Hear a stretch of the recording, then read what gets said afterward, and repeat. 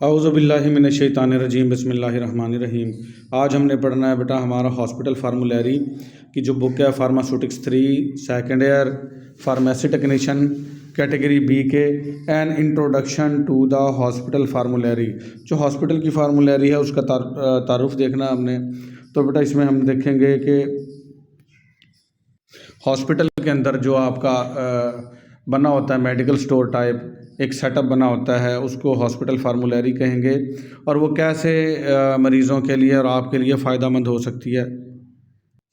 तो पहले तो देखते हैं बेटा हॉस्पिटल फार्मूलरी होती क्या है। The hospital फार्मूलरी is continually revise compilation of pharmaceuticals. Hospital formulary जो है वो लगातार जो अद्वियात से मुतल्लिक़ काम है वो कर रही होती है। कंपाइलेशन का मतलब कर रही होती है बेटा। Which reflects the current clinical judgement of medical staff of hospital, जो कि अक्कासी करती है जो मेडिकल का स्टाफ है कि उसकी जजमेंट कैसी है और उसके काम करने का तरीक़ाकार कैसा है। हॉस्पिटल की फार्मूलरी से ही किसी हॉस्पिटल का मेयार बनता है।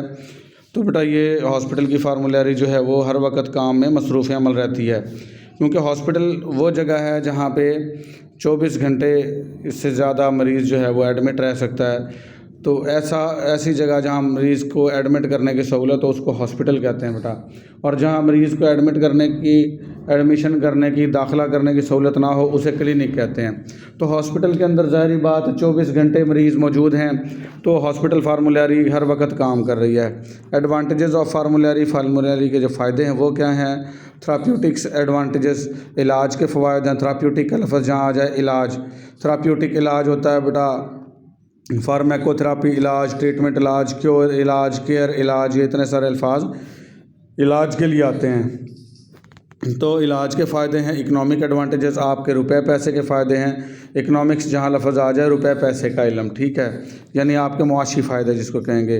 और एजुकेशनल एडवांटेजेस, और आपके कुछ जो है वो इससे इल्म भी मिलता है, तो एजुकेशनल इसके एडवांटेजेस भी हैं। जहाँ एडवांटेजेस का लफ्ज़ आ जाए फ़ायदे, डिसएडवांटेजेस का मतलब आ जाए तो नुकसानात।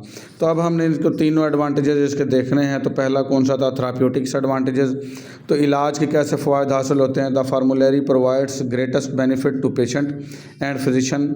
ये जो फार्मूलरी है ये मरीज़ को और डॉक्टर को, फिजिशियन यहाँ पे डॉक्टर दोनों को बहुत फ़ायदा देती है। In such a way that the most efficient products are listed in hospital formulary, के जो बहुत ज़्यादा फ़ायदेमंद प्रोडक्ट्स होती हैं वही लिस्टेड होती हैं हॉस्पिटल फार्मूलरी में, कि यही इस्तेमाल करवाई जाएंगी जिनका फ़ायदा हो। फजूल अद्वियात पर पैसे खर्च नहीं किए जाते।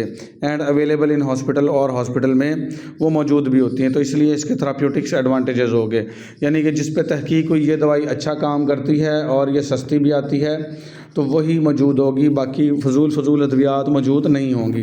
तो ये थेराप्यूटिक एडवांटेज आ गया। फिर आ जाएगा इकनॉमिक एडवांटेजेस। इकनॉमिक कहते हैं बेटा आपका रुपया पैसे वाला।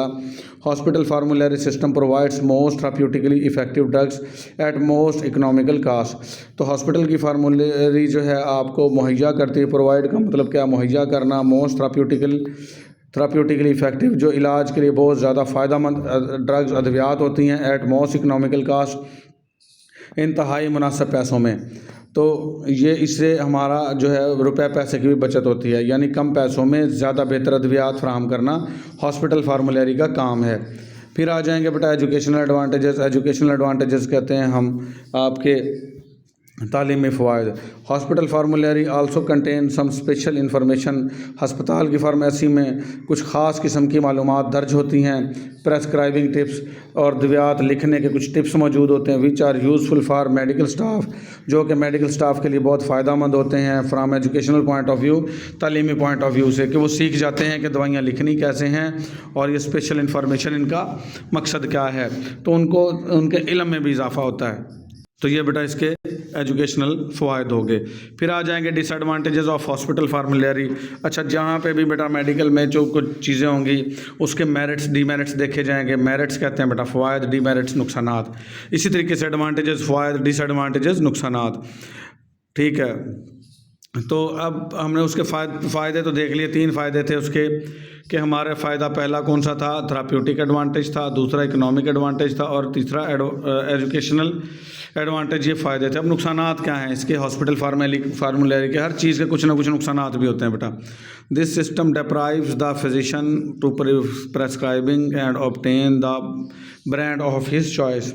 ये सिस्टम जो है डॉक्टर को ये लिखने के लिए मजबूर करता है कि वो हासिल करे और लिखे, प्रेस्क्राइबिंग लिखना बेटा, और ऑब्टेन हासिल करना अपनी चॉइस का ब्रांड, यानी अपनी मर्ज़ी से जो ब्रांड वो चाहेगा वो चॉइस कर लेगा, क्योंकि इसके अंदर आपने वही अद्वियात रखनी है जो कि ज़्यादा फ़ायदेमंद हो। ठीक है, तो उसने ज़ाहिर बात है उसी चॉइस की, अपनी चॉइस की अद्वियात रखनी है कि ये फ़ायदा देती हैं। अब हमें तो नहीं पता, आम बंदे को तो नहीं पता कि ये फ़ायदेमंद है या नुकसानदेह हैं, लेकिन डॉक्टर को पता है। अगर डॉक्टर ईमानदार है, डॉक्टर जो है आला पाए पे मौजूद है, वैसे सारे डॉक्टर मोस्टली ईमानदार ही होते हैं बेटा, लेकिन अब उसकी चॉइस पे मुनहसर है कि वो कौन सा ब्रांड चलाता है। कुछ लोग आते हैं जो जिनकी कंपनियां हों कि सर हमारी कंपनी का जो है वो प्रोडक्ट चलाएं, जैसे पैनाडोल जो है वो बहुत सारी कंपनियों की है लेकिन मुख्तलिफ़ नामों से है, तो वही चीज़, तो डॉक्टर उसको अगर कोई थोड़ा बहुत उनसे लेन देन कर ले तो उन्हीं का ब्रांड चलाता रहेगा, तो ये नुकसान है उसका। ठीक है, the system permits the pharmacist to act as a sole of जज, और ये सिस्टम जो है फार्मासिस्ट को मुकम्मल अख्तियारात देता है कि वो जो है इसकी सोल ऑफ जज कहते हैं बेटा। आल इन आल, तो फार्मासिस्ट जो होता है ना वो आल इन आल है, और वो सारे इख्तियारात फार्मासिस्ट के पास हैं, किसी और के पास कोई इख्तियार नहीं है। तो ये भी एक जो है नुकसान में आती चीज़ कि कोई और बंदा अपनी मर्ज़ी से कुछ मशवरा भी देना चाहे या कुछ इम्प्लीमेंट करना चाहे तो वो नहीं कर सकता, क्योंकि फार्मासिस्ट को सारे इख्तियारात मौजूद हैं। इट में allow the purchase of inferior quality drugs, इससे हो सकता है कि निकम्मी क्वालिटी की, इन्फीरियर कहते हैं लो दर्जे की जो अद्वियात हैं वो परचेज़ कर ले कोई, क्योंकि जैसे मैंने एक मिसाल दी, पैनाडोल, कालपोल, फेबिरोल, पैरास्टामोल, ये सारी की सारी हैं तो बस पैरास्टामोल फार्मूले में, तो अलग अलग कंपनियों ने अपने अलग अलग नाम रखे हुए हैं, तो हो सकता है कोई इन्फीरियर क्वालिटी की मेडिसिन चला दी जाए, ये भी नुकसान हो सकता है। Where there is no pharmacist, जहाँ पे फार्मासिस्ट ना हो ऐसा काम हो जाता है। Do not reduce the cost though large volume purchase take place, और हम कहते तो हैं क्योंकि हमने एक इकनॉमिक फ़ायदा ऊपर देखा कि कम पैसों में ज़्यादा आला अद्वियात हासिल की जाती हैं, लेकिन हॉस्पिटल के अंदर ज़्यादा मकदार में अद्वियात लेनी पड़ती हैं तो कुछ अद्वियात ज़ाया भी हो सकती हैं, तो इसलिए कहते हैं इसकी कॉस्ट जो है वो कम होगी ही नहीं, क्योंकि हमें ज़्यादा मकदार में अद्वियात परचेज़ करना पड़ती हैं। वो कहता do not reduce the cost, पैसे कम नहीं होंगे दो अगरचा large volume purchase that take place, क्योंकि हमें ज़्यादा मकदार में अद्वियात हासिल करनी पड़ती हैं। तो कंटेंट्स ऑफ फार्मूलेरी के जो कंटेंट्स हैं, हॉस्पिटल फार्मूलेरी कंसिस्ट 3 पार्ट्स, हॉस्पिटल फार्मूलेरी के 3 हिस्से होते हैं बेटा। पार्ट 1 है information on hospital policies and procedures, information होती है हॉस्पिटल पॉलिसीज़ और प्रोसीजर्स के बारे में। फिर होती है ड्रग प्रोडक्ट लिस्टिंग, जो अद्वियात मौजूद हैं उनकी लिस्ट मौजूद होती है।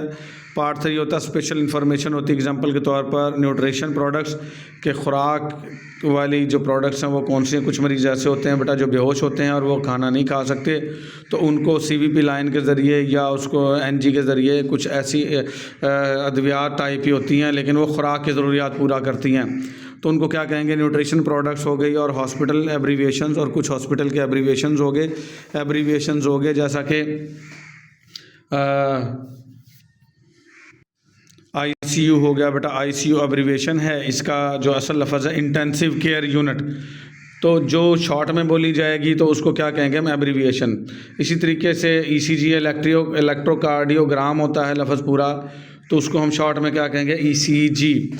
ऐसे होता है CPR कार्डियो पल्मोनरी रिससिटेशन, तो उसको हम शॉर्ट में क्या बोलेंगे, CPR। तो ये क्या हो गया एब्रीविएशन, तो ये भी इसके इल्म में इजाफा करते हैं बेटा। तो जो चीज़ शॉर्ट में बोली जाएगी उसको हम क्या कहेंगे, एब्रीविएशन। जैसे CNG चौधरी नज़ीर गुजर, नहीं सॉरी कंप्रेस नेचुरल गैस, तो ये क्या है उसके एब्रीविएशन। तो ये स्पेशल इन्फॉर्मेशन मौजूद होती है जो कि नॉलेज में इजाफा करती है बेटा। तो ये थे हमारे हॉस्पिटल फार्मूलेरी। अब हम पढ़ते हैं साथ में dispensing to in patient and out patient बेटा। कुछ बच्चे कह रहे हैं कि सर जी लेक्चर बड़ा हो जाता है, आप ये छोटा छोटा ही पढ़ाएं।